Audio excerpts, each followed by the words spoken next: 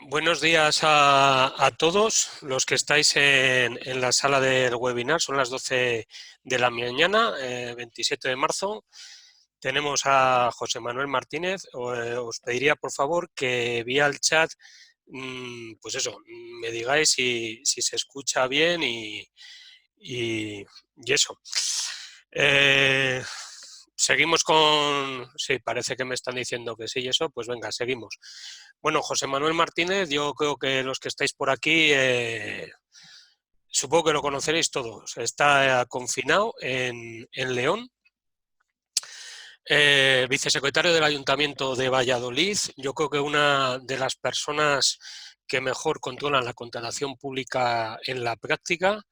Recientemente fueron premio el Ayuntamiento de Valladolid en Helsinki por la promoción que están haciendo de la contratación pública para favorecer a las pymes mediante el fraccionamiento del objeto de los contratos en lotes. Y hoy lo tenemos aquí para que nos aclare todas esas dudas que tenemos todos sobre la contratación pública durante el estado de alarma. Así que ya dejo a José Manuel. Si tenéis dudas, dejarlas por el chat y luego, si podemos, pues eso, pues se las pasamos a José Manuel a ver si nos las puede aclarar. José Manuel.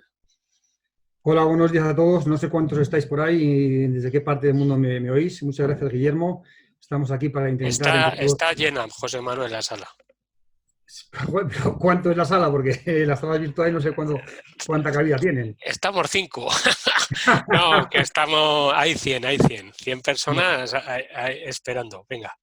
Ya ves que estoy muy desaliñado, me he dejado barba para parecer de verdad un encerrado, un preso de verdad. Y la verdad es que desde que ha pasado esto, con el teletrabajo, estoy mucho más liado que antes. No paran de surgir problemas prácticos de la aplicación de estas medidas y yo creo que lo más grave está por venir cuando empecemos a ver indemnizaciones. Hemos recibido ya alguna petición de suspensión en el ayuntamiento con indemnizaciones. La verdad es que es muy complicado determinar el alcance de las indemnizaciones. Como no tenemos mucho tiempo, voy a hablar deprisa, ya lo hago habitualmente, entonces si en algún momento no me seguís, mandadme parar, advertíselo a Guillermo, mandar ahí y paro, ¿no? Bueno, a ver si consigo avanzar de pantalla, sí, vale. Permanentemente, no sé si estáis viendo estos días, están saliendo permanentemente noticias nuevas sobre contratación, ¿no? Ya hay por lo menos 3 o me parece 4 informes de la Abogacía del Estado que le llaman notas. Hay uno de la Junta Consultiva, 2 de la Junta Consultiva que le llaman notas, no tienen fecha, no tienen número, es muy difícil de identificarlas.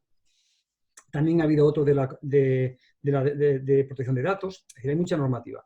En el Colegio de Secretarios en Cosital, lo veis ahí en la primera pantalla, tenemos en abierto toda esta información, toda la normativa que va saliendo, pero también tenemos modelos y normativa. Hemos hecho modelos para que en los ayuntamientos, los técnicos de los ayuntamientos o los secretarios puedan hacer un decreto, por ejemplo, para declarar el estado de la emergencia en la tramitación de expedientes. Incluso hemos hecho, a la vista de lo que me estaba pasando en Valladolid, de recibir diferentes instancias de las empresas, cada una de su padre y de su madre, un modelo de instancia para pedir la suspensión y también un modelo de decreto para acordar la suspensión. Aparte de un modelo de informe jurídico general que está colgado desde hace una semana y pico sobre cómo he entendido yo que debería aplicarse esto el estado de alarma a los contratos, ¿no? También tenéis información en muchos blogs de compañeros y amigos que están en esto de la contratación pública. Como dice Guillermo, yo soy un homeless de la contratación pública porque no tengo blog. Me utilizo el del colegio, el de Cosital, donde soy el director del observatorio de contratación pública local. Pero aquí veis la dirección de Jair Vázquez Matilla, que tiene unos vídeos ya colgados sobre cómo él ve el estado de la aplicación del estado de alarma de la contratación. Jaime Pintos también tiene en su blog, por ejemplo, un cronograma de normas y muchas explicaciones. Juan Carlos García Melián siempre tiene unos documentos en PDF y en no sé qué formatos que a mí me llaman la atención porque son muy visuales y muy atractivos. Yo no sé hacerlos, nunca me quedan así de bien y me da mucha envidia Juan Carlos cuando hace esto. Juan Carlos Romar Villar, en el Contrato Público de Obras, tiene también montones de consultas y toda la información permanentemente actualizada. Quizás siempre sea el blog que está más al día, ¿no? Ahora junto con el nuestro en esta parte, ¿no? Insisto que nosotros en el colegio lo que intentamos, aparte de recoger normativa, es intentar hacer modelos. A medida que vemos que va surgiendo una necesidad, intentamos colocar un modelo para facilitar el trabajo. Luego también Pilar Batet, mi amiga Pilar, tiene en la parte contratante, en su blog, tiene sus comentarios al respecto. Además dará una webinar la semana que viene. También Víctor Almonacid tiene su blog varios artículos al respecto. Víctor, sabéis que es uno de los grandes impulsores del teletrabajo y en este blog podéis encontrar mucha información al respecto, ahora que está tan de moda incluso esto de los plenos telemáticos. Ya sabéis que un juzgado de León suspendió ayer un pleno que se había convocado presencial en el Ayuntamiento de León y está suspendido el pleno, ¿no? Bueno, vamos después de esta pequeña introducción, si consigo que esto me avance, pasamos a ver, jolín, a ver si aquí en siguiente es más fácil, vale. Bueno, vemos aquí qué pasa con los contratos, ¿no? Hay dos realidades, los contratos nuevos y los contratos en tramitación. ¿Qué pasa con los contratos nuevos y qué pasa con los contratos en tramitación? Pues los contratos nuevos podemos estar en dos situaciones. Una, hacer un contrato absolutamente nuevo por tramitación de emergencia, o dos, hacer una tramitación ordinaria de un nuevo contrato.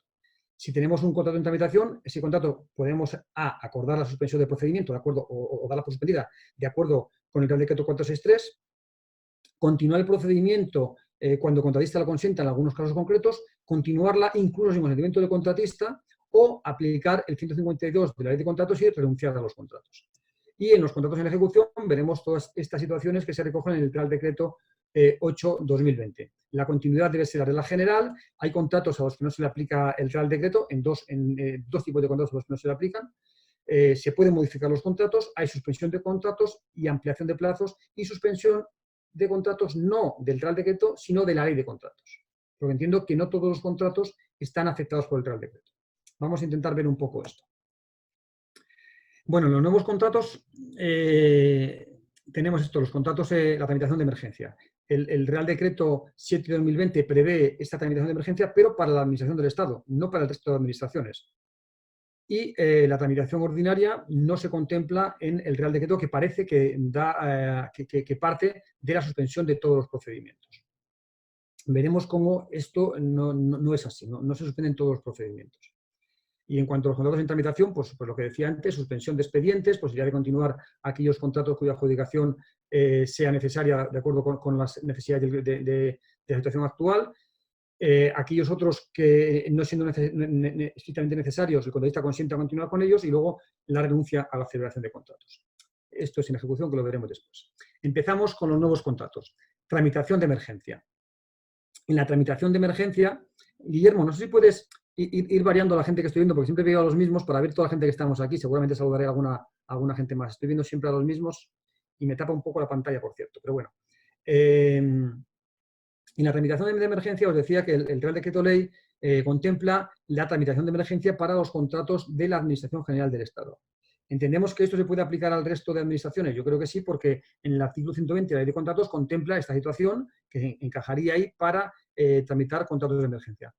¿Para qué son? Para la atención a las personas y a las medidas adoptadas en ejecución de este Real Decreto. ¿Pero qué hay que hacer para declarar la contratación de emergencia? Bueno, si es una cosa muy puntual, se podría hacer un decreto, por ejemplo, del alcalde, que es quien tiene la competencia, del presidente de la Diputación, y hacer, por ejemplo, una compra de mascarillas o de líquido alcohólico para limpiar las manos, la podría hacer con un decreto.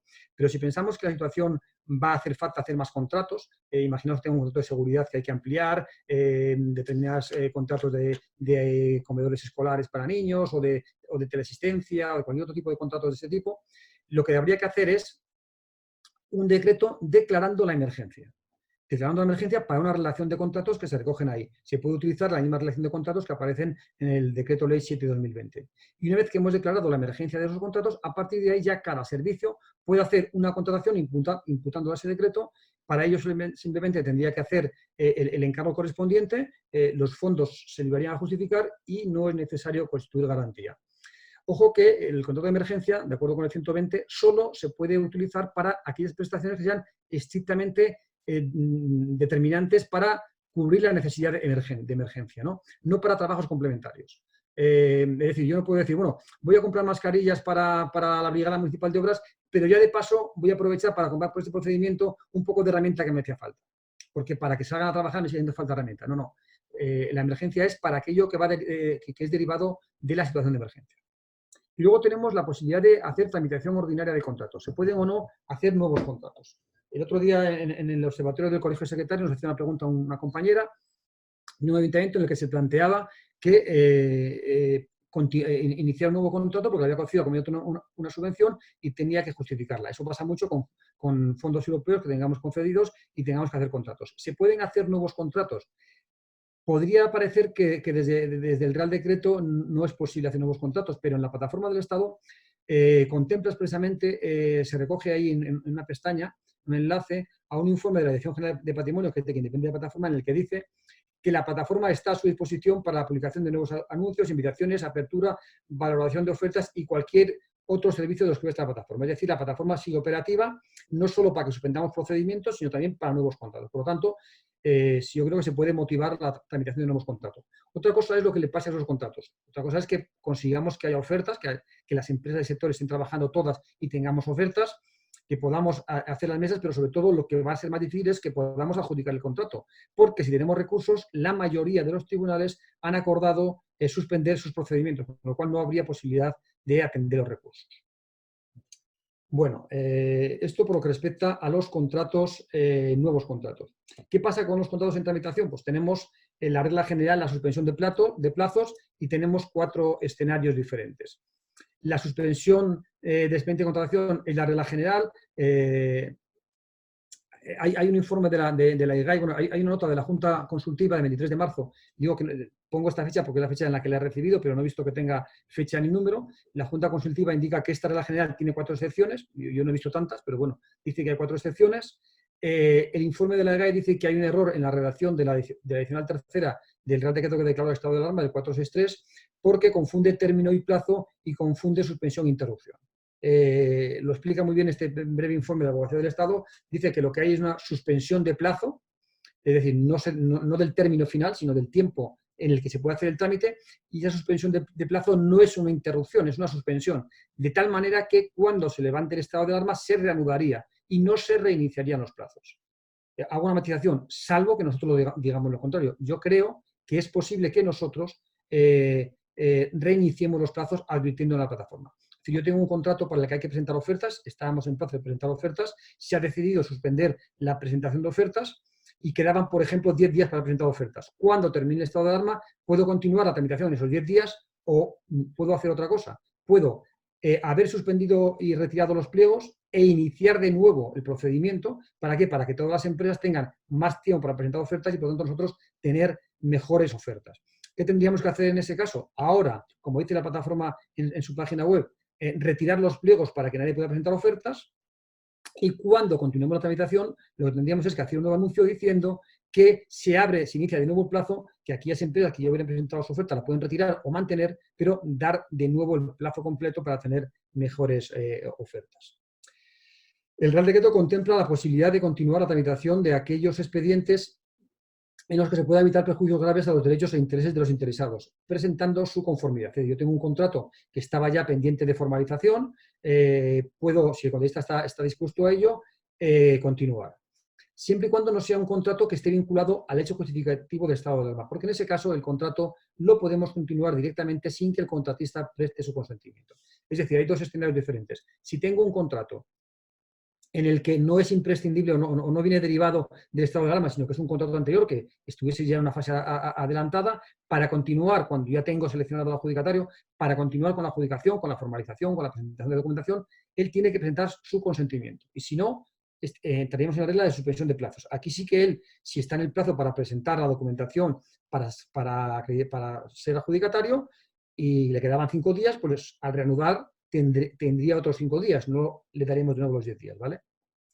Luego, el último supuesto que no está contemplado en el Real Decreto 463 es el de la renuncia a la celebración de contrato no adjudicado. Yo entiendo que esto es perfectamente posible. En el 152.3 de la Ley de Contratos se contempla que la Administración puede decidir no adjudicar o no celebrar un contrato siempre antes de la adjudicación por razones de interés público, reanudando luego el procedimiento cuando tal situación desaparezca. Es decir, lo mismo que estaba diciendo yo antes, más o menos, derivado del Real Decreto. Es decir, el Real Decreto me permite suspender los trámites y luego reanudarlos o reiniciarlos si lo advierto expresamente, o directamente lo que podemos hacer es renunciar a un contrato y hacerlo ahora. También podemos renunciar a un contrato porque consideremos que cuando termine esto ya no me va a hacer falta. Imaginaos que yo tengo un nuevo contrato para un cursillo de natación en una piscina climatizada en el pueblo, que en invierno es climatizada y en verano se abre la cubierta, pues ese contrato a lo mejor ya no me hace falta, entonces lo que haría es renunciar a él definitivamente. Vamos con los contratos en ejecución. Esas son todas las situaciones que me parece a mí que se derivan tanto del Real Decreto como de lo que no está en el Real Decreto. La continuación general, los contratos que no se pueden suspender en ningún caso porque están excluidos del Real Decreto, la posibilidad de modificar contratos a los que no se alude en el Real Decreto, la suspensión de contratos en ejecución, la ampliación de contratos en ejecución o la suspensión de contratos aplicando el 208 de la Ley de Contratos.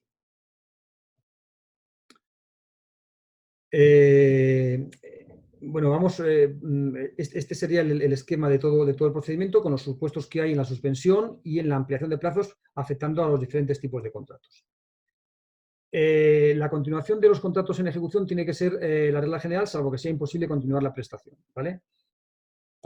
Vemos cómo el Real Decreto 8/2020, en la exposición de motivos, hace varias referencias a que la situación económica, para que eso sea lo menos posible, tenemos que intentar que continúen en ejecución el mayor número de contratos posibles. No ha habido un aislamiento total, no se han cerrado todos los centros de trabajo, sino que se imponen medidas de restricción, pero no de suspensión de la actividad económica en su conjunto. Se intentarán hacer teletrabajo o trabajo con cautela. Pero la regla general dice literalmente, la prioridad absoluta en materia económica radica en continuar en dar soporte al tejido productivo y social y minimizar el impacto del coronavirus. Por tanto, la regla general es ejecutar contratos.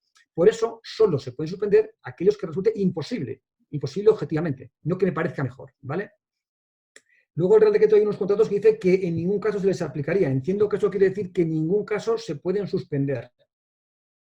No está claro. Llevamos toda la semana esperando una actualización de este Real Decreto, pero no se acaba de producir, porque el Real Decreto hay algunas cosas que no están de todo claro. Creo que esta es una de ellas. Dice que no se aplica este Real Decreto. Entiendo que es que no se aplica la suspensión del Real Decreto y tampoco la del 208 a los contratos de servicios o suministro sanitario y farmacéutico. Es lógico. Pero aquí están los que nos afectan más a las entidades locales. Los contratos de seguridad, limpieza o mantenimiento de sistemas de alarma. Entiendo que es limpieza, o mantenimiento de sistemas informáticos. Es decir, los sistemas informáticos, no sé, el término limpieza no sería aquí el adecuado. Quiero decir que un contrato de limpieza, aunque tengamos un colegio cerrado o un centro municipal cerrado, en principio no se suspende. Habrá que hablar con la empresa bien para que esas horas nos las preste después, para que haga limpiezas extraordinarias, para que tenga a los trabajadores en disposición de ser llamados, pero habrá centros en los que estamos pagando sin que se esté limpiando. Y habría que regularizar eso con la empresa. Luego tampoco se pueden suspender los contratos de servicios y suministros necesarios para garantizar la movilidad, la seguridad de las infraestructuras y los servicios de transporte. Y bueno, este es el siguiente apartado que nos afecta a nosotros. Luego tenemos otra situación que decía no aparece referenciada en el Real Decreto, pero entiendo que es perfectamente posible, que es la modificación de contratos. A nosotros nos está pasando, por ejemplo, en contratos de vigilancia y seguridad, ¿no? El 205.2b prevé la posibilidad de que en circunstancias sobrevenidas y cuando fueren imprevisibles en el momento en el que se hace el contrato, se pueda modificar un contrato. Bueno, pues esta situación yo creo que permitiría, por razón de interés público, incrementar un contrato, modificarlo a la baja para poder seguir prestándolo. O modificar algunas condiciones de su ejecución. Por ejemplo, trasladar prestaciones a otro momento posterior o a otro lugar. Vamos al supuesto de la suspensión de los contratos. Que esta sí que está regulada en la ley y además con una regulación diferente en el apartado 1 y en el apartado 3, cuya diferencia está en la indemnización y no tengo muy claro el porqué. Bueno, los contratos de suministros y servicios de tracto sucesivo, aunque el Real Decreto dice que la suspensión es automática, luego leyendo vemos que no es automática y la Abogacía del Estado ha reconocido que la suspensión no es automática. Lo que tiene que hacer el contratista es solicitar la suspensión, alegar las razones que impiden ejecutar el contrato. Debería en ese momento, si es posible, darnos ya información sobre el coste que va a tener para nosotros. Nosotros hemos tenido alguna petición, hemos tenido dos tipos de peticiones. Una en la que el contratista se limita a relacionar los supuestos indemnizatorios del Real Decreto y otra en la que el contratista ya nos da, hay una relación de trabajadores y una relación de maquinaria, una relación enorme que no sabemos realmente si están trabajando o no, si son los que tienen que estar, si nos ha puesto trabajadores con más antigüedad de los que estaban inicialmente, si toda esa maquinaria se iba a utilizar en ese momento o era a lo largo de toda la ejecución del contrato. Por eso hemos hecho un modelo de instancia para intentar homogeneizar estas solicitudes. A la vista de esa solicitud, el órgano de contratación tiene que determinar en el plazo de 5 días y el silencio negativo, de ahí que la regla general es la no suspensión. Si no contestamos, no se puede suspender. Entonces, lo que tenemos que hacer es pronunciarnos. Para pronunciarnos, lo normal es pedir un informe al responsable del contrato, quizá al responsable de seguridad y salud también, para ver si realmente resulta imposible ejecutar el contrato. En el supuesto de que se determine que es imposible, tendríamos que indemnizar. Aparecen ahí, veis, en el Real Decreto, los gastos indemnizables. Algunos son sencillos de manejar después, como por ejemplo el plazo de garantía, pues si la garantía tiene que estar un mes más y yo tengo unos intereses por esa garantía, pues esos intereses. Si hay un seguro, una póliza de seguro que tiene un coste, pues el coste de esa póliza durante el tiempo de suspensión lo abonaríamos. Lo mismo con la maquinaria y los alquileres de mantenimiento de maquinaria. Aquí ya empezamos con las dificultades. ¿Cómo sabemos exactamente que esa maquinaria no ha podido ser utilizada en otro trabajo de la empresa? ¿Cómo sabemos que esa maquinaria es efectivamente la que estaba dispuesta para ejecutar el contrato en este periodo de tiempo? Porque si estamos en una obra, por ejemplo, a lo mejor tengo una obra, imaginaos una obra de un colector, pues la retroexcavadora está en una fase del trabajo del contrato, pero una vez que ya estoy en la siguiente fase de colocar los tubos o de tapar o de asfaltar, la maquinaria sería otra, es decir, la que está en una fase no está en otra. Entonces, hay que vigilar muy bien qué maquinaria era la que estaba alquilada para ese momento. Y nos pasa lo mismo con el personal. ¿Qué gastos salariales vamos a indemnizar? ¿Los de qué personal? ¿Cómo sabemos el personal exacto que estaba adscrito a mi contrato? Y cómo sabemos que el contratista no tiene un trabajador que lo tiene en varios contratos a tiempo parcial. ¿Cómo sabemos que el trabajador que me pone en mi contrato es el que estaba y no me calza aquí uno con más antigüedad?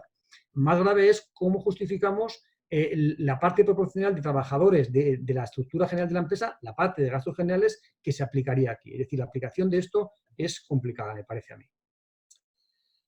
Siguientes contratos, el contrato de obras. También aquí la suspensión no es automática, es rogada por el contratista. También es discrecional para la contratación y el silencio negativo. Y aquí vemos una diferencia en este párrafo, en este apartado, en el apartado 3 con el apartado anterior, porque aquí en los gastos salariales empieza a detallar esos gastos salariales. Yo al leerlos no había caído en un dato que he escuchado a Javier Vázquez Matilla en uno de sus vídeos, y es que qué pasa con los gastos de seguridad social, porque aquí no se citan. Es una omisión involuntaria del Real Decreto, se ha olvidado, realmente no hay que cotizar en estos días. Si no cotizamos, le generamos un problema a la seguridad social y un problema a los trabajadores. Por tanto, yo me inclino por pensar que es un error del Real Decreto y que sí que habría que abonar la cotización. Pero estamos como el mismo problema que antes, son de los trabajadores que efectivamente esté abonando. Esto da lugar a pensar que el contratista puede hacer dos cosas con los trabajadores. A, hacer un ERTE, o B, mantenerlos sin trabajar y cobrando. Porque si dice que tenemos que abonar los gastos salariales que efectivamente abone el contratista al personal escrito durante el periodo de tiempo de suspensión, quiere decir que durante el tiempo de suspensión puede tener trabajadores a los que no haya hecho un ERTE. Eso es una cosa que no está nada clara en el Real Decreto, me parece a mí. Y luego tenemos, para mí, lo más grave de este Real Decreto, el párrafo 4 del artículo 34 del Real Decreto 8/2020, por el que aconsejo siempre nunca suspender un contrato de concesión. En los contratos de concesión, lo que procede es el restablecimiento del equilibrio económico del contrato cuando una circunstancia imprevisible, como puede ser esta, genere una ruptura sustancial de la economía de la suspensión de la concesión, de tal manera que el contrato devenga absolutamente imposible de ejecutar, teniendo en cuenta el concepto de riesgo operacional que ahora, desde el año 2014, tenemos en las directivas, ¿vale? Y además, en estos casos de ruptura del equilibrio económico, no se mira la ruptura del equilibrio económico durante 2 meses o durante 3 meses, durante un año, sino a lo largo de la vida de la concesión. De tal manera que la pérdida, la reducción de beneficio en un periodo de tiempo no es nunca causa del restablecimiento del equilibrio. Es decir, la regla general, aplicando la ley de contratos, es que nunca un contrato de concesión va a haber que restablecer equilibrio económico a favor del contratista por los meses que estemos en esa situación. Sin embargo, si adoptamos la medida que recoge el artículo 34.4, si suspendemos la ejecución de los contratos de concesión, nos encontramos con una situación absolutamente kafkiana, contraria a la doctrina, a los artículos 272 y 94 de la ley de contratos, y contrario a la doctrina consolidada de nuestro ordenamiento jurídico desde un famoso famoso, bueno, relativamente famoso, vamos, un dictamen del Consejo Real de 1849, y luego los más famosos son los arrêts del Consejo de Estado francés de 1911 y 1917. A partir de ahí, toda la doctrina española cuenta esto que os he dicho ahora. La ruptura del equilibrio ha de ser sustancial, ha de mirarse a lo largo de vida de la concesión, y además hay que repartir el desequilibrio entre contratista y administración, porque el riesgo de ventura sigue existiendo en las concesiones. Todo esto lo dinamita el artículo 34.4 y da la sensación de que en este artículo lo que hay es que a las concesionarias les va a salir gratis la suspensión, porque van a ganar más suspendiendo el contrato que ejecutándolo en condiciones normales. ¿Por qué? Porque este artículo dice que habrá que compensar la pérdida de ingresos y el incremento de costes. Es decir, no le compenso el beneficio siquiera, sino que le compenso la pérdida de ingresos. Imaginaos un contrato de concesión de autopistas donde no pasa nadie durante X meses, ¿no? O casi nadie. En una situación normal no habría reequilibrio económico porque seguramente a lo largo del año tendría beneficio. Y sin embargo, con este Real Decreto lo que dice es que hay que compensarle durante 1 o 2 meses la pérdida de ingresos. Eso me pasa, por ejemplo, en el contrato de la hora o en un contrato de piscina climatizada, por ejemplo, ¿no? Le tengo que compensar la pérdida de ingresos. Me parece una barbaridad y por eso insisto en que nunca se aplique esta medida. De hecho, nosotros, por ejemplo, y más ayuntamientos, en el caso del contrato de la hora, que las empresas, las multinacionales, son las primeras que han empezado a pedir suspensión porque han visto que aquí hay una posibilidad de obtener beneficios, tanto aquí como en obras, ¿no? ¿Qué nos han dicho? Que hay que suspender el contrato de la obra porque no se puede ejecutar, porque los trabajadores no pueden salir, no sé cuánto. Hay alcaldes que se han visto presionados y han suspendido la aplicación de la ordenanza de la hora, es decir, no le voy a cobrar nada a los vecinos, pero no suspendo el contrato. Y el contratista con los trabajadores, durante ese tiempo, que haga lo que le parezca, que los destine a limpiar las máquinas, a mejorar el software, a pintar las zonas, o que los mande o que les haga un ERTE, pero no le voy a suspender el contrato, sino que lo único que suspendo es la ejecución de la ordenanza. Eso me temo que lo veremos, nos tendremos que pelear en los tribunales. Pasamos ya a otro supuesto, que es la ampliación del plazo de ejecución. Yo creo que aquí hay un pequeño lío en el Real Decreto, ¿no? La prórroga del plazo de entrega final se regula en el apartado 2 para los contratos de servicios y suministros y trato sucesivo, pero también se aplica, entiendo yo, a los contratos de obra, ¿no? Cuando el contrato no pierda su finalidad y el contratista incurra en demora por causa de esta situación, lo que se le permite es ampliar un plazo igual al que se haya perdido o menor si el contratista lo dice, y lo que se dice es que durante este tiempo hay que volverle a pagar los gastos salariales adicionales. Esto también es llamativo porque ¿qué es un gasto salarial adicional? ¿Cómo compensaremos esto?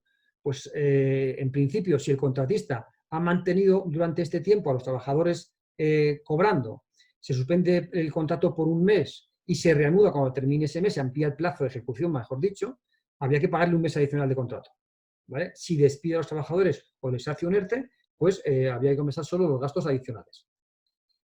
Esto mismo yo creo que es lo que procede en el caso de los contratos de obras.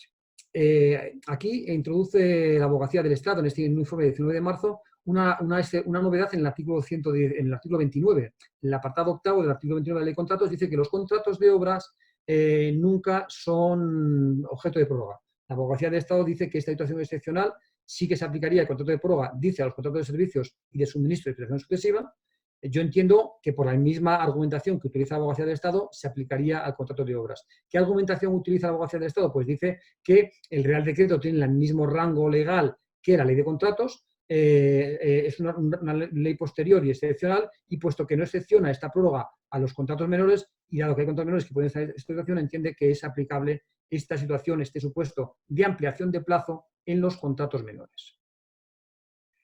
Vamos a un supuesto que no está en la ley, pero me parece que podría ser posible aplicar, que es la suspensión de contratos del régimen general. Aquellos contratos que no hayan devenido imposibles de ejecución por causa del Real Decreto, pero por otros motivos el ayuntamiento decida suspenderlos. Imaginamos que decidimos suspender un contrato porque somos incapaces, porque el responsable del contrato ha cogido la enfermedad y no puede trabajar, por ejemplo, ¿no? Y era un contrato que no le afectaba para nada a esto, pero era un contrato absolutamente diferente, ¿no? Pues podríamos acordar esa suspensión de contrato. Y en este caso sí que aplicaríamos la indemnización que aparece en el 208, que no es la misma que del Real Decreto. Entre otros gastos, más o menos son los mismos, pero hay una indemnización adicional y un 3% de las prestaciones que haya dejado de ejecutar durante el periodo de suspensión. Esa es la diferencia. Bueno, he ido muy rápido, pero me ha ajustado justo al tiempo que teníamos de media hora y estoy a vuestra disposición por si tenéis alguna cosa que comentar. Le digo que tengo más dudas que respuestas, así que no os aseguro que os pueda contestar. Bueno, José Manuel, oye, macho, nos has pegado aquí un repaso, yo creo que contundente, ¿eh? Hay bastantes cuestiones, ¿eh? Bastantes cuestiones. Creo que la 40 dice primera, aquí. No, se escucha bien, se escucha bien. Bam, bam, bam. a ver, María Luisa, a las 12:21. Si tenemos cerrado nosotros la instalación, ¿cómo va a solicitar el contratista la suspensión? Somos Yo puedo ver. nosotros quien está suspendiendo. En este caso No, no. entiendo que habría que indemnizar también, pero sin la solicitud, ¿no? Pues fíjate, aquí puede pasar una cosa. Puede pasar que nosotros, ayuntamiento, por ejemplo, hayamos cerrado un centro de mayores, por ejemplo, ¿no? Pero no hemos suspendido el contrato. Por lo tanto, el contratista seguirá facturándonos y nosotros pagándole mensualmente. Otra cosa es qué hace el contratista durante ese tiempo. La regla general, veíamos antes, es que los contratos continúen aunque yo cierre centros. De hecho, yo como funcionario prefiero seguir pagando la factura mensual que no enfrentarme a la indemnización posterior. Porque cuando me llegue la indemnización me voy a volver loco a ver papeles. Y me van a llegar otros contratos. Entonces, en un contrato en el que yo he cerrado un centro porque yo, ayuntamiento, antes de este Real Decreto, ya haya decidido, de acuerdo con la normativa del Estado, cerrar un centro de día o cerrar unas piscinas o un polideportivo, lo que haría sería continuaría pagándole. Otra cosa es que le indicase al contratista determinadas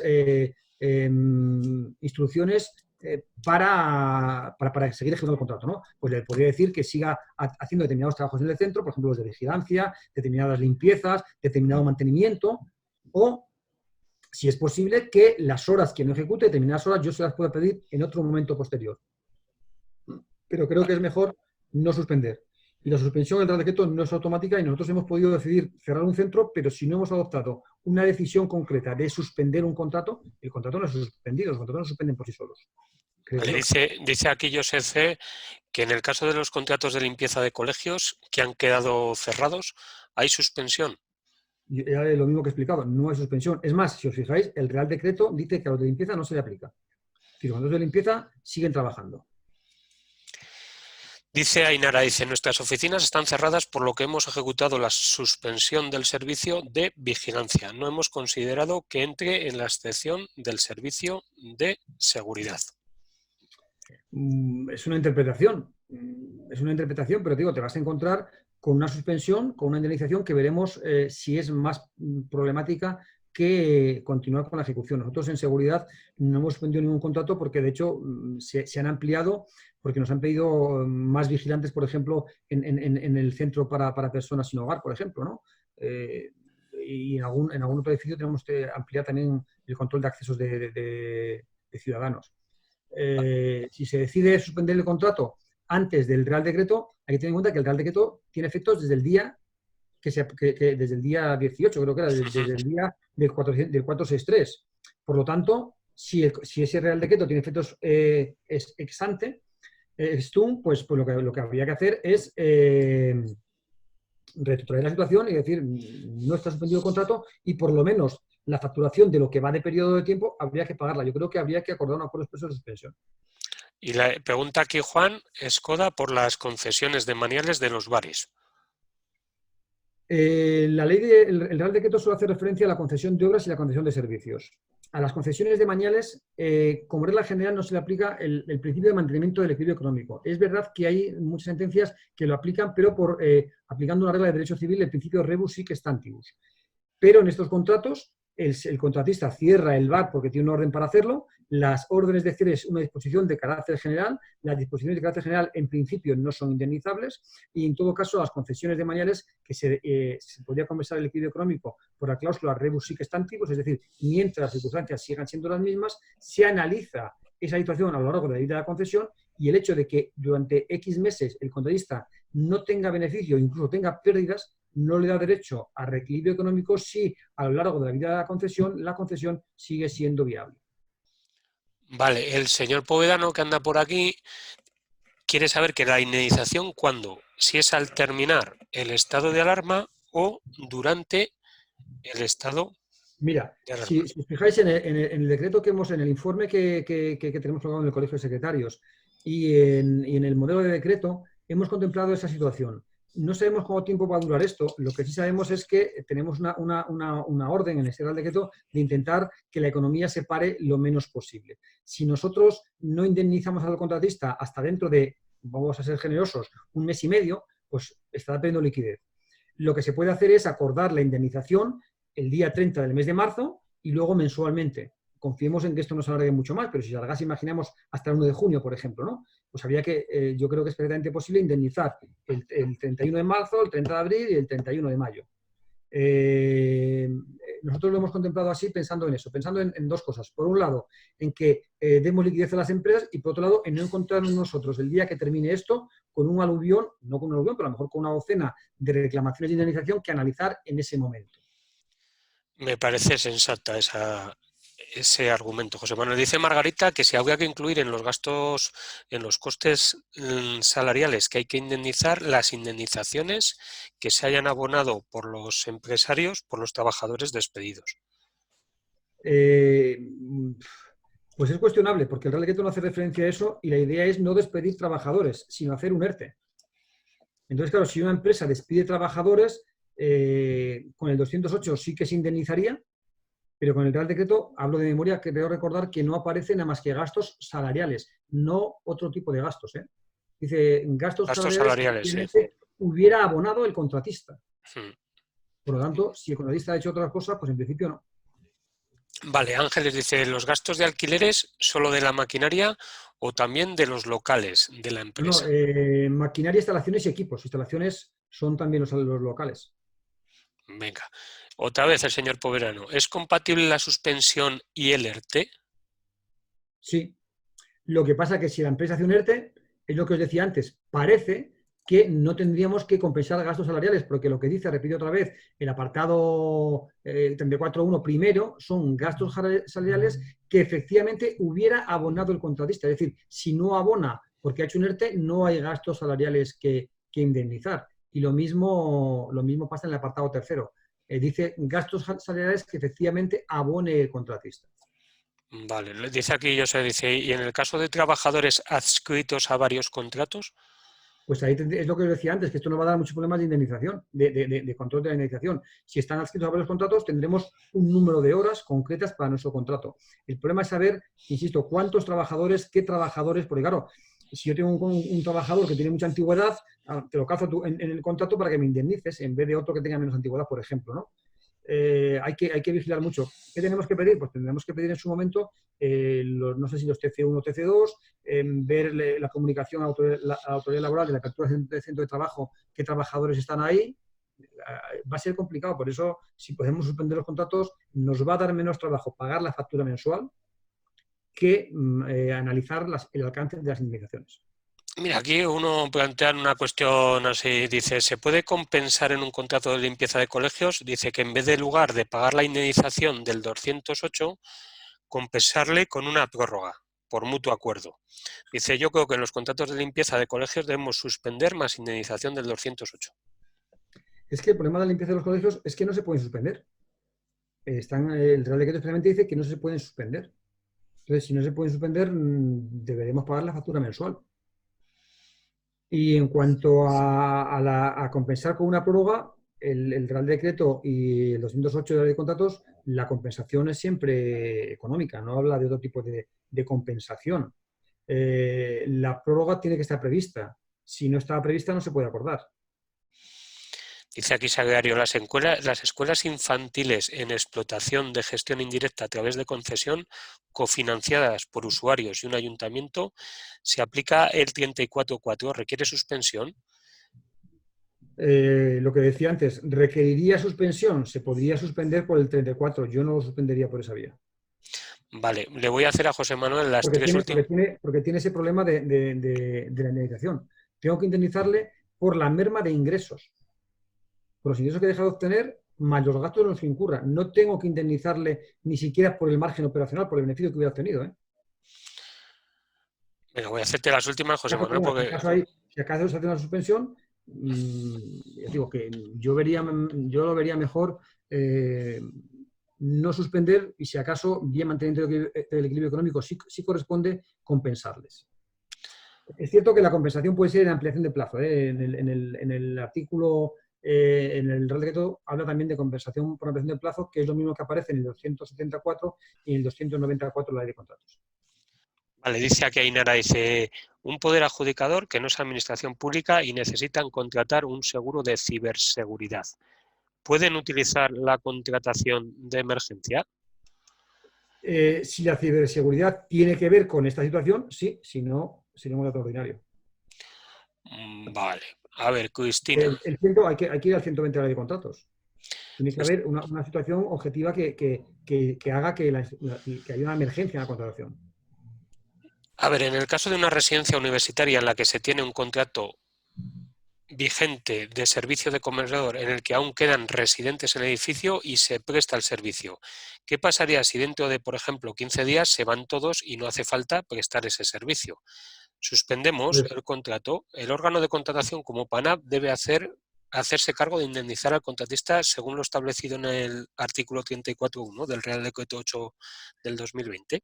Es lo mismo que he dicho. La regla general es no suspenderlo. Si el comedor no tiene clientela, el contratista podrá hacer, depende un poco cómo le paguemos. A lo mejor se le paga, si es un cuadro de concesión, porque recibe las retribuciones de los usuarios, sería un caso de mantenimiento del equilibrio. Si es un caso en el que nosotros pagamos el trabajo, lo que tendríamos que hacer es mandarle a hacer otros trabajos y si suspendemos el contrato, se aplicaría el 34. Yo no he visto Vale. que haya diferencia en cuanto a aplicación de este artículo a las entidades no administración pública. No me doy cuenta de que distinga el Real Decreto. Mira, No, aquí, mira, perdón un segundo, dice expresamente las entidades pertenecientes al sector público, es decir, todo el sector público sin excepciones. vale, venga, la última, porque es que José Manuel, No, no, hay no mucho. podemos seguir un poco más si quieres, ¿eh? Podemos seguir. Sí. Bueno, María Pilar Batet tiene que hacer su webinar el Lunes. próximo Bueno, yo martes. tengo, yo A ver tengo, si yo tengo que, seguimos aquí. yo tengo que aquí. seguir trabajando, pero por el precio que me pagas, creo que puedo estar aquí un rato más. Bueno, No, David Poirano dice hablando en serio, sabéis que este trabajo lo hace Guillermo gratis para todo el mundo, nadie paga nada por estar aquí, ni nosotros cobramos. La idea es entre todos colaborar y contribuir un poco todos a clarificar las cosas y a que esto sea llevadero de la mejor manera posible. Vale, por aquí dice Povedano de indemnizar mensualmente. Sí, sí, Está lo también comentaba. Francisco Javier Matilla, que dice también que le parece muy bien esa idea de indemnizar mes a mes. Dicen aquí una especie de indemnización a cuenta con liquidación final. Bueno, yo no podría ser a cuenta, pero yo lo pediría ya la justificación desde el primer día. Y lo que se trata también es un poco de adelantar el trabajo, de no tener luego que revisarlo todo. Yo lo que haría sería, justifíqueme usted qué gasto está teniendo, porque si yo ya sé, por ejemplo, si yo por el modelo de distancia que he puesto en el colegio, ponemos, dígame usted lo que le cuesta el mantenimiento de la garantía día a día, ¿no? Y pues mira, el tipo de interés es este, yo pago esto. Si nosotros sabemos esos gastos, hay gastos que ya los tenemos que saber. Entonces, si él me dice en la solicitud, o mejor dicho, antes de pagarle el primer mes, tiene que acreditarme fehacientemente. El Real Decreto dice que tiene que haber entiendo que es una acreditación documental. Lo mejor es no hacer pagos a cuenta, sino pago ya con acreditación expresa. Eso nos va también a aliviar el trabajo cuando termine esta situación. En el caso de locales alquilados por la administración que ahora están cerrados, tiene Seguimos que... pagando, se sigue pagando la renta. Vale. Nosotros, el contratista no tiene la culpa y nosotros tenemos que seguir pagando el alquiler. Como si yo tengo alquilado un piso y durante un mes en verano me voy de vacaciones, pues sigo pagando la renta. Yo creo que se paga igual. Mari Carmen, ¿qué pasa con los subcontratistas? ¿Que se les abona No, algo? ¿Tienen derecho a...? no, nada. Mira, no lo he comentado. Hay un informe de la Abogacía del Estado en el que dice que a los subcontratistas no se le paga nada. Vale. Hay un informe de la Abogacía del Estado de estos días. Vuelvo a repetir, en la página del colegio están colgados todos los informes de la Abogacía del Estado. Hay un expreso para subcontratistas. Puedo decir ahora incluso la fecha, creo que la puedo encontrar por aquí. El día 23. Vale. Regreso de niños españoles de Estados Unidos enviados allí por un programa municipal. Incremento del importe de los billetes de avión en este momento. Vale, modificación ¿Se de contrato. modifica el contrato vigente o hacemos un Sí, contrato de emergencia? yo modificaría, bueno, creo que modificar el contrato vigente, si son unos nuevos billetes, Si cancelo los anteriores y saco unos nuevos billetes, podría entender que el contrato anterior desaparece y haría uno de emergencia nuevo. ¿Por qué? Porque es más rápido. Pero lo más correcto sería modificar el contrato anterior. Lo que pasa es que modificar los contratos sabéis que es un poco de rollo, ¿no? Pues hay que terminar un pequeño expediente. Vale, dice aquí la última, ella. ¿Una sociedad municipal con mayoría de ingresos del mercado que gestiona una piscina puede hacer un ERTE? Eso es una cuestión de derecho laboral. Yo creo que sí, pero es una cuestión de derecho laboral. Tendrá que planteárselo ante la administración laboral. Bueno, José Manuel, yo creo, Pero, macho, perdón, perdón, que... pero no debería hacerlo, porque son empleados públicos y la idea es intentar que los trabajadores sigan ganando su sueldo para que la economía no se sienta perjudicada. Hacer un ERTE es mandar trabajadores a que el Estado les pague. Nosotros ya tenemos en nuestro presupuesto municipal, tenemos la cantidad que íbamos a pagarle. Es decir, a nosotros pagarle no nos supone un gasto adicional. Mientras que si lo mandamos al ERTE, tiene dos problemas. El trabajador va a ganar menos y el Estado va a tener que pagar más. Yo creo que la filosofía del Real Decreto es hacer el menos daño posible entre todos. Recuerdo que el artículo 9 de la Ley Orgánica Presupuestaria de Estabilidad Financiera hace referencia al principio, esperadme que me tengo que mirar porque es una ley que no manejo habitualmente, pero hace referencia al principio de... no me acuerdo cómo se llama. Bueno, lo que dice es que cuando tenemos una decisión tenemos que analizar, no es el principio de buena fe, es el principio de colaboración y no sé qué más. Lo que tenemos que hacer es, cuando tomamos una decisión, ver los efectos que esa decisión tiene en el resto de administraciones. Lealtad institucional. Artículo 9, principio de lealtad institucional. Cuando tomamos una decisión, tenemos que ver qué efecto tiene esa decisión en el resto de administraciones.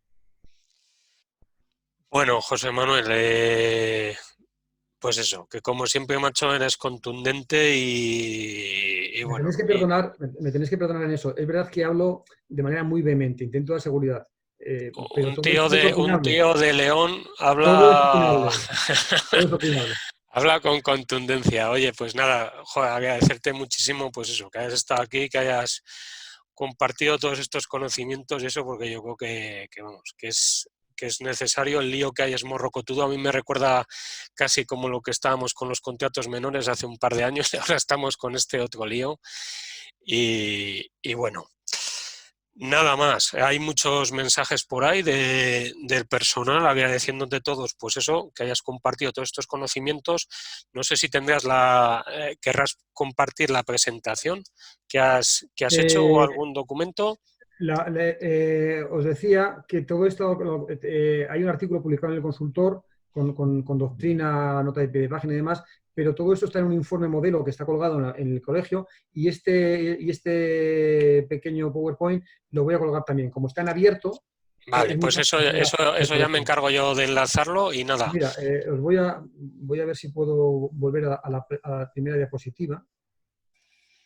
No sé vale, por aquí mejor. Por si queréis ver ahí las direcciones, ¿no? Las direcciones de la página de Javier, de la página de Jaime, de Juan Carlos García Melián, todas las páginas, ¿no? La del colegio es esa, que te digo, en la página del colegio de secretarios, aparte de tener teoría, hay algunos modelos. Por ejemplo, de contrato de emergencia se está haciendo por una interventora el expediente completo. Hemos hecho el decreto, hemos hecho el decreto general y vamos a intentar hacer el expediente completo de contrato de emergencia. Vale, pues venga, todo eso ya lo dejo también Luego ya enlazado. haremos también seguramente, igual que hemos hecho un contrato de suspensión, y el contrato de suspensión que veis ahí en el decreto, el modelo de decreto, aparecen ya los conceptos indemnizables, pero no la cuantía. Pero luego cuando nos lleguen ya haremos un modelo para el abono. Vale, pues fenomenal. Todo esto yo lo dejo enlazado, pues eso, grabaré el vídeo, lo editaré y cuando lo tenga lo colgaré en Pecob y te lo haré llegar a ti. No sé, Guillermo, si está muy bien colgar este vídeo, porque ya habéis visto las pintas que tengo yo aquí de preso, ¿no? No sé si esto va a ser bueno.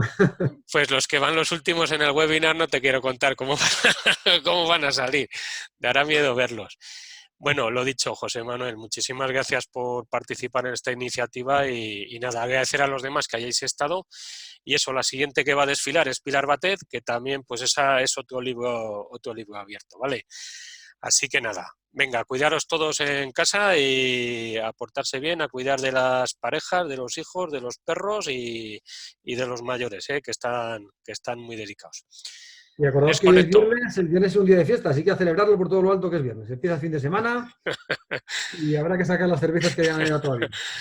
Venga, José Manuel, muchas gracias, ¿vale? Venga, un abrazo, hasta luego. Venga, hasta luego. Adiós.